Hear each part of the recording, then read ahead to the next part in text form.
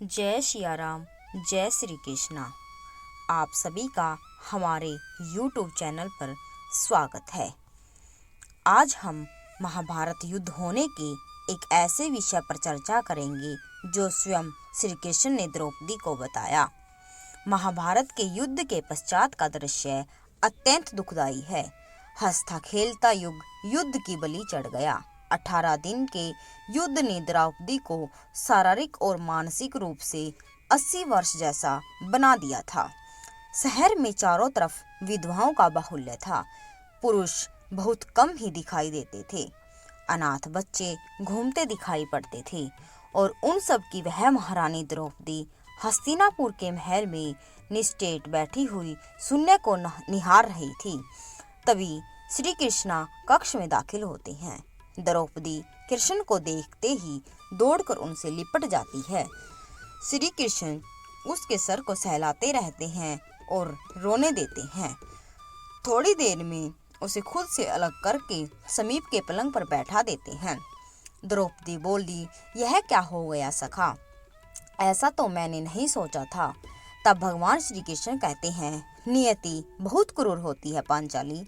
वह हमारे सोचने के अनुरूप नहीं चलती। वह हमारे कर्मों को परिणाम में बदल देती है। तुम प्रतिशोध लेना चाहती थी तो तुम सफल हो गई। द्रौपदी, तुम्हारा प्रतिशोध पूरा हुआ। सिर्फ दुर्योधन और दुशासन ही नहीं, सारे कौरव समाप्त हो गए। तुम्हें तो प्रसन्न होना चाहिए। द्रौपदी बोली, सखा, तुम मेरे घावों को सहलाने आए हो या उन पर नमक छिड़कने के लिए आए हो? श्री कृष्ण ने कहा, नहीं द्रौपदी, मैं तो तुम्हें वास्तविकता से अवगत कराने के लिए आया हूँ। हमारे कर्मों के परिणाम को हम दूर तक नहीं देख पाते और जब वे समक्ष होते हैं तो हमारे हाथ में कुछ नहीं रहता।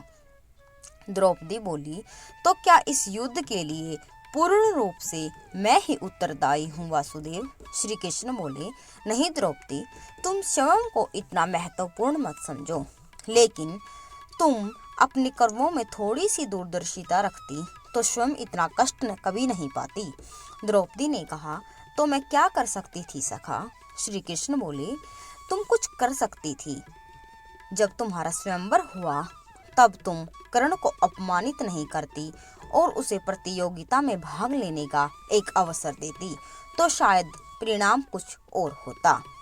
इसके बाद जब कुंती ने तुम्हें 5 पतियों की पत्नी बनने का आदेश दिया तब तुम उसे स्वीकार नहीं करती तो भी परिणाम कुछ और होता। और उसके बाद तुमने अपने महल में दुर्योधन को अपमानित किया कि अंधों के पुत्र अंधे होते हैं। वह नहीं कहती तो तुम्हारा चीरहरण नहीं होता, तब भी शायद परिस्थितियां कुछ और होती। हमारे शब्दों में हमारे कर्म होते हैं द्रौपदी, और हमें अपने हर शब्द को बोलने से पहले तोलना बहुत जरूरी होता है, अन्यथा उसके दुष्परिणाम सिर्फ स्वयं को ही नहीं अपने पूरे परिवेश को दुखी करते रहते हैं।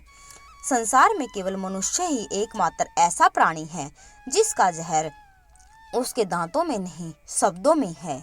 इसलिए शब्दों का प्रयोग सोच समझ कर करें। ऐसे शब्द का प्रयोग कीजिए जिससे किसी की भावना को ठेस न पहुँचे। इस संबंध में कबीरदास जी ने लिखा है, ऐसी वाणी बोलिए मन का आपा खोए, औरन को शीतल करे आप ही शीतल होए। दोस्तों, मैं उम्मीद करती हूँ कि यह प्रसंग आपको जरूर पसंद आया होगा। हमारे वीडियो को लाइक और चैनल को सब्सक्राइब करें और कमेंट में जय श्री कृष्णा लिखें। धन्यवाद। जय श्री राम, जय श्री कृष्ण।